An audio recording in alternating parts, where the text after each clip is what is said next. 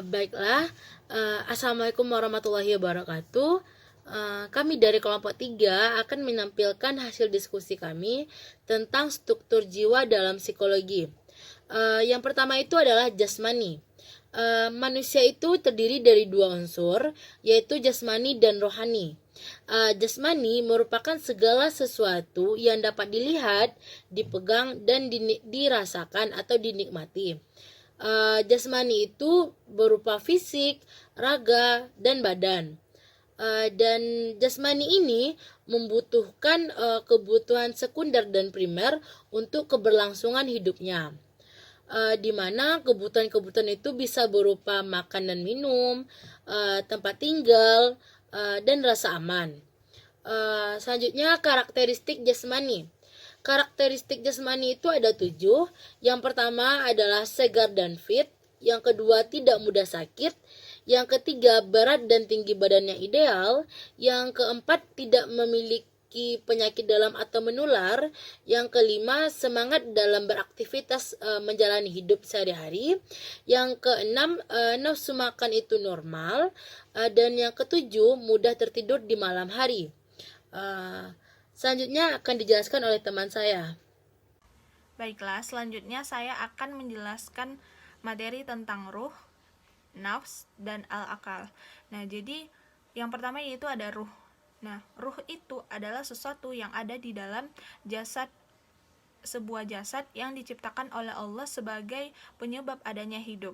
Nah, ruh itu berasal dari kata ar-riyah yang berarti angin. Nah, jadi ketika sebelum bertemu dengan jasad itu dikatakan dengan ruh.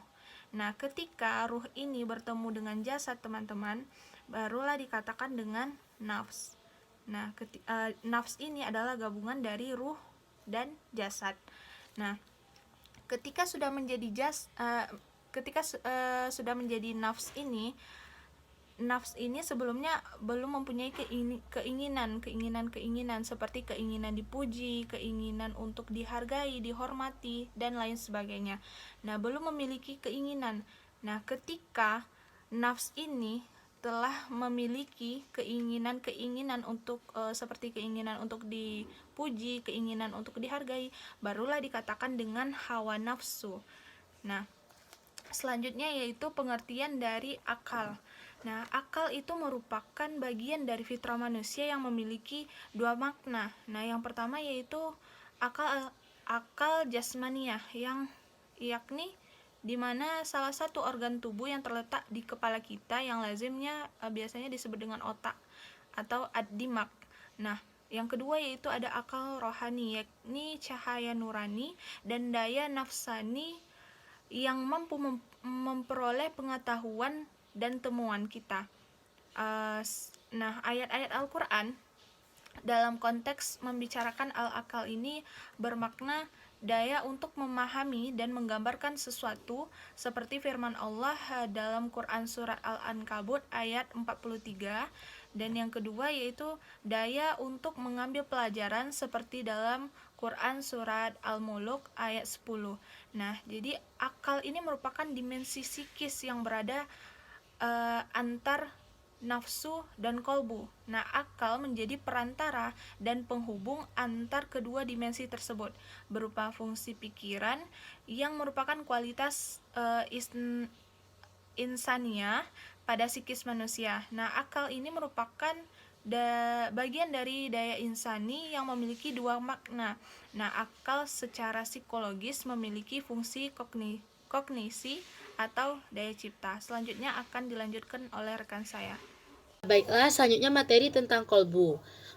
Kolbu merupakan salah satu bagian dari nafsu, di mana dalam psikologi temporer kata kolbu ini sering digunakan untuk makna al-syu'ur atau emosi, yaitu perasaan yang kita sadari atau perasaan yang kita ketahui.